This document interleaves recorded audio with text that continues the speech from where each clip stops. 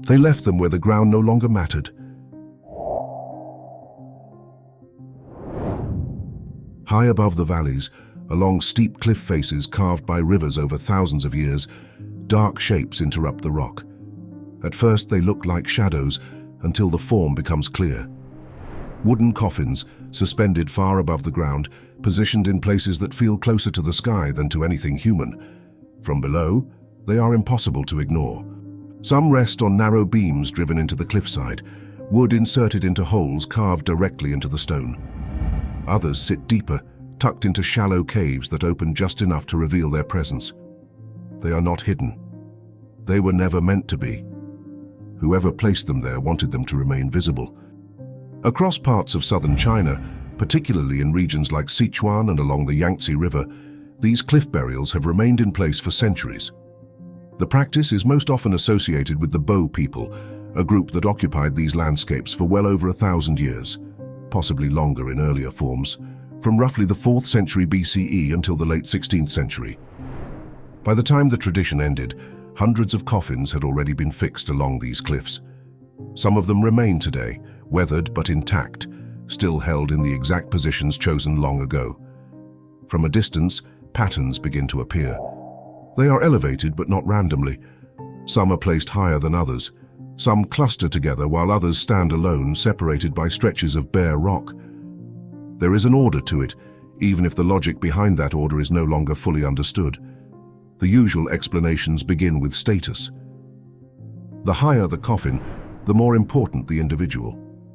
Elevation may have been associated with proximity to the sky or with a form of protection, lifting the dead beyond the reach of animals, floods, or human interference. In a landscape where the cliffs dominate everything below, height itself could have carried meaning. But that only explains part of what we're looking at, because these coffins were not just placed high. They were placed where they could still be seen.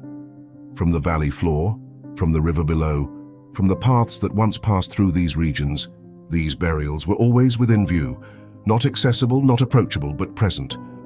It creates a contradiction that doesn't fully resolve. If protection was the goal, why not hide them completely? If visibility mattered, why make them unreachable? The method itself adds another layer. At first it seems almost impossible. How do you place a heavy wooden coffin halfway up a vertical cliff? But over time, evidence has pointed toward more grounded explanations. Holes carved into the rock suggest scaffolding once stood against these surfaces. In some areas, narrow ledges were cut to support movement or positioning. Ropes, wooden frameworks, coordinated labor. What looks impossible at a glance becomes technically achievable when broken down. The physical challenge, in other words, is no longer the mystery it once was. We can explain how they got there. But that leaves the more important question untouched. Why place them there at all? For a long time, the answer seemed tied to disappearance. Historical records from later periods suggest that the Bo people were eventually displaced, absorbed, or wiped out during conflicts in the Ming dynasty. The assumption followed naturally. The practice ended because the people who carried it out were gone. The cliffs remained, the coffins remained, the culture that created them did not. But more recent studies suggest something else. Genetic research indicates that populations living in parts of southern China today share direct ancestry with those earlier communities. The people, in a biological sense, did not vanish completely. Their lineage continued, which introduces a different kind of absence. The people remained, but the practice did not. At some point, the decision was made, gradually or suddenly, to stop placing the dead on the cliffs.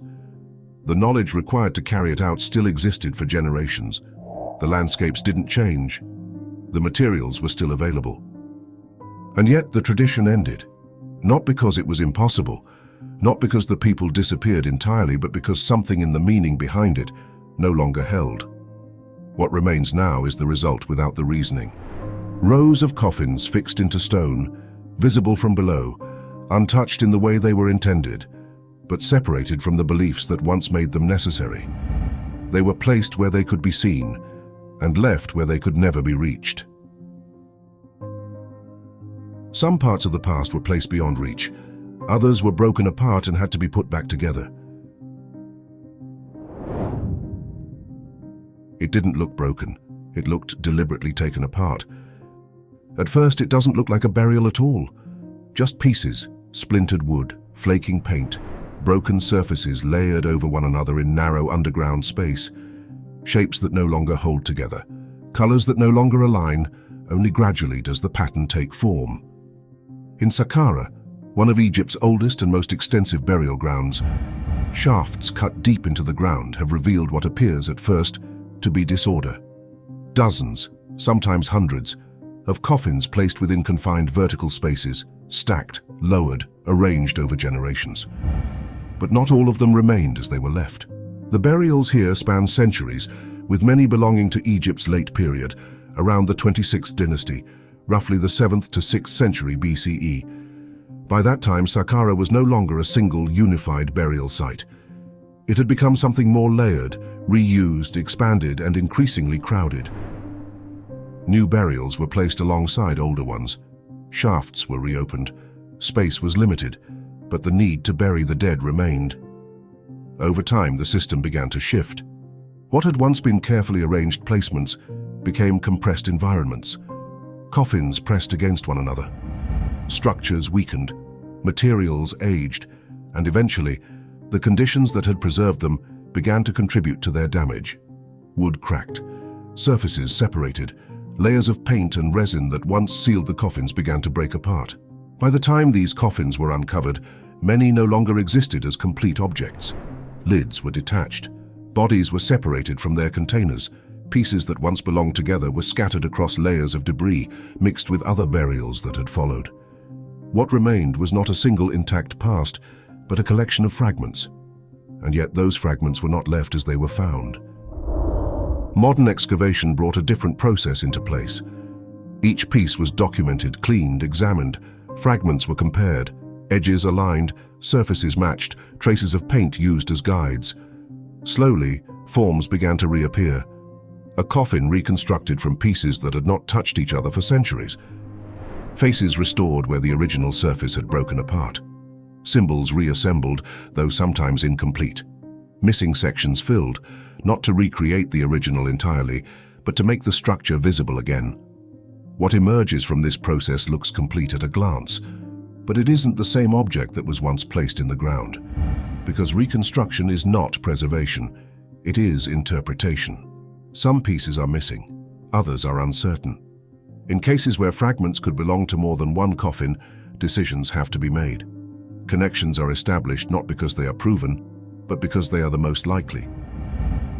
And once those decisions are made, the object takes on a new form, one that exists somewhere between the past and the present.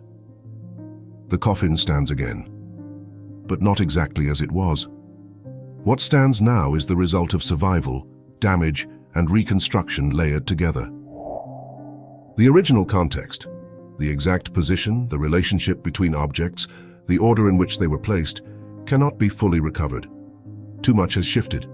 Too much has been lost in the process of time, pressure, and reuse. Even the identity of the individuals within these coffins is not always certain anymore. Names may be incomplete, inscriptions damaged, associations between body and container disrupted. What stands now is something reconstructed from evidence, but no longer fully anchored to its original state. The question shifts.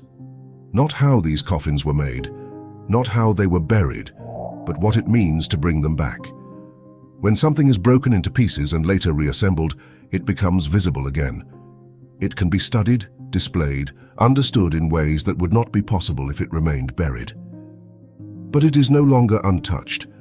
What we are looking at is not just the past, it is the past, interpreted through the present, and somewhere between those two something changes. The shape returns, the color returns, the structure returns, but the original whole, the exact object as it once existed, does not. Not everything had to be rebuilt to be seen again. Some of it was never disturbed at all. The chamber had been sealed with stone and left that way for centuries. Nothing inside had been moved. In the region of Oaxaca, in southern Mexico, archaeologists uncovered a Zapotec tomb dating to roughly the 7th to 8th century CE. It wasn't meant to be reopened. Inside, nothing appears to have been rearranged. The space was intact, not because it had been preserved through intervention, but because it had been left alone. The objects within it had not been separated or reassembled. What remained was the result of a deliberate act of closure. The chamber holds more than a single burial. Multiple individuals were placed within the space over time, suggesting that it was used more than once before it was finally sealed. Their remains were positioned carefully, alongside objects arranged with equal intention, ceramic vessels, figurines and offerings placed in specific locations within the chamber. Nothing appears random. The layout follows a structure that is still visible. Objects remain where they were placed. The relationships between them, distance, grouping, positioning, are preserved in a way that rarely survives in archaeological sites. At first, it feels clear. Unlike places where the past has been broken apart and reconstructed, this is something else entirely. A complete arrangement, a scene that has not been altered since the moment it was closed. But that clarity only goes so far, because what remains inside the chamber is not a process, it is a result. We are not seeing what happened over time, we are seeing how it ended. The placement of each object suggests intention, but the reasoning behind those choices is no longer present. There are no written records explaining the roles of those buried, or the meaning of the items arranged around them. Even where patterns can be recognized, their interpretation is not fixed. What survives is structure, but not explanation, and that creates a different kind of limitation. Nothing is missing, nothing has been rebuilt, and yet something still does not fully resolve. Because the moment we are looking at was never meant to explain itself, it was meant to be sealed. What remains is the final state of a sequence we cannot see. The actions that led to this arrangement, the decisions, the rituals, the meaning behind each placement, exist only in what they produced, not in any record that survived with it. We are looking at the end of something without access to how it began. And that absence is harder to recognize because everything appears complete. The chamber holds its form. The objects hold their positions. The space holds its structure. But the sequence that gave it meaning does not. Even when everything remains in place, the meaning doesn't always survive. Carved stone figures remain in place, unchanged for more than 2,000 years, across the highland complex of Pacopampa archaeological complex, dating to roughly 1200 to 500 BCE. They don't stand apart from the landscape, they emerge from it, carved into stone, shaped with intent, but left without explanation. From a distance they seem familiar, a face, a figure, something human, but not entirely. The figures are carved directly from stone. They are not naturalistic. Features are exaggerated, eyes widened, proportions altered, expressions simplified into something that suggests intention, but not identity. They resemble people, but not in a way that allows them to be recognized as individuals. They appear deliberate, but not fully descriptive. At first, they appear easy to interpret. Placed within a structured ceremonial environment, surrounded by architectural elements that suggest controlled movement and ritual activity, it becomes natural to assign them roles. They could represent deities, ancestors, participants in ceremonies long forgotten. Each explanation feels possible, but none of them hold completely. The figures do not behave consistently across the site. Some appear isolated, others integrated into architectural spaces. Their features do not align with a single, stable, symbolic system. Even when patterns can be identified, they do not resolve into something that can be confirmed. They resemble something familiar, but not enough to be defined. That tension becomes clearer over time, because this is not a case of missing information. The figures are still here, their placement is intact, their forms are visible. Nothing essential about them has been lost in the physical sense, and yet the role they were meant to play does not present itself clearly. Interpretation begins to fill that space. Some researchers see early expressions of deities, suggesting that these figures represent beings that would later become more defined in Andean belief systems. Others view them as ancestral representations, figures meant to embody lineage or identity within a ritual context. There are also interpretations that place them somewhere between, neither fully human nor fully divine, but something positioned between the two. Each of these explanations fits part of what is visible. None of them accounts for all of it, and that is where the limitation becomes clear. We are not missing the objects. We are missing the system that made them coherent. The period in which these figures were created was one of transition. Social structures were forming. Ritual practices were developing. Symbolic systems existed, but they were not yet standardized in the way later cultures would express them. Meaning may not have been fixed, even at the time these figures were carved.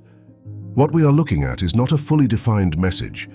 It is something closer to a language in the process of becoming one, that makes it harder to interpret, not easier, because there is no single correct answer to recover, only possibilities that remain incomplete. The figures remain where they were placed, unchanged in form, consistent in their presence. But what they were meant to represent exists only within interpretations that cannot be confirmed. They are recognizable, but not in a way that allows them to be understood with certainty. What feels almost familiar can still resist explanation, and sometimes even that sense of recognition disappears. Carved from the rock itself, the form is already there. It looks complete at a glance. Sharp edges, defined surfaces, a mass that feels deliberate rather than accidental. A single block shaped out of the surrounding stone, standing above a pool of water that reflects its outline as if separating it from the ground beneath it. But it isn't separate. At the site of Ishi-no-Hoden, the structure remains partially connected to the bedrock below. The cuts that define its shape stop just short of full separation. What appears from a distance like a finished object is, on closer inspection, still in the process of becoming one. The surface tells the same story.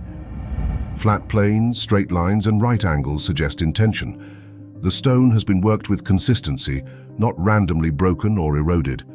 The form is deliberate, it was made, and the work progressed far enough that its intended shape can still be recognized, but not far enough to be completed. The surrounding rock has been carved away, leaving a trench that fills with water. This creates the impression that the structure is suspended, lifted above its base. Reflected in the still surface below, it appears detached, as though it has already been removed from the landscape, yet the connection remains. Part of the stone still anchors it in place, hidden beneath what has been cut away. The process that shaped it was never brought to its final step. That is where the uncertainty begins, because nothing about this suggests abandonment in the usual sense. The site is traditionally associated with activity dating back at least to the early centuries CE, though its exact origin remains uncertain. The structure was not destroyed. The carving reached a point where the intended form was clear, then stopped. What remains is not a ruin of something completed. It is the visible trace of something unfinished. Marks along the surface indicate sustained effort. The scale alone suggests planning, coordination, and time. This was not an isolated act. It was part of a process that had direction, one that moved forward until it didn't. We can see what they were doing, but not why it ended. Theories attempt to fill that gap. The block may have been intended for construction elsewhere, a piece meant to be separated and moved. It may have been part of a larger architectural plan that was never completed. It may have held ritual significance from the beginning, shaped not for transport but for presence within the site itself. Each explanation aligns with part of what is visible. None of them accounts for all of it, and the site did not disappear after the work stopped. The stone remained. The place continued to be recognized.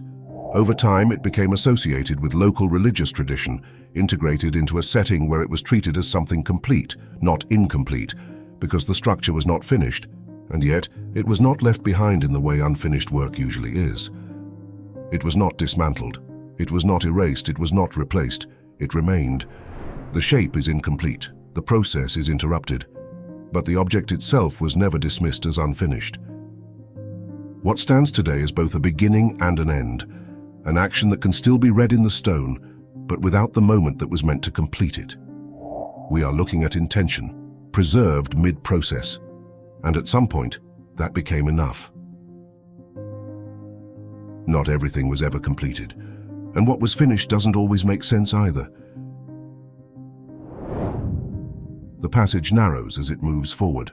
Stone walls press inward, cut with intent, guiding a direction that cannot be seen from the outside. The air shifts as the path continues. Straight at first, then subtly altered, as if something adjusted along the way. Deep beneath the surface of Tunnel of Eupalinos, this space was carved in the 6th century BCE as part of a system designed to bring water safely into the city. It was not dug from one side. Two teams worked toward each other, starting from opposite ends of the mountain.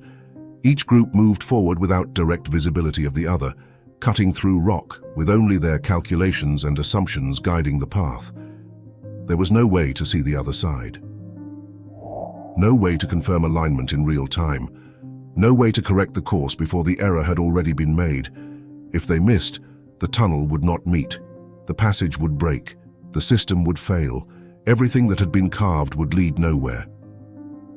At a glance, the outcome seems improbable. A single tunnel, continuous from one side to the other, meeting underground with a precision that appears almost exact. For centuries, that meeting point has been treated as evidence of accuracy, of a plan carried out without error. But the tunnel does not align perfectly. Near the point where the two paths meet, the direction shifts. One side adjusts, correcting its course before the connection is completed.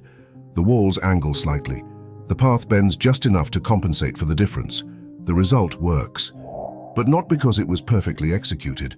The alignment was achieved through controlled adjustment. This was not a process that depended on certainty.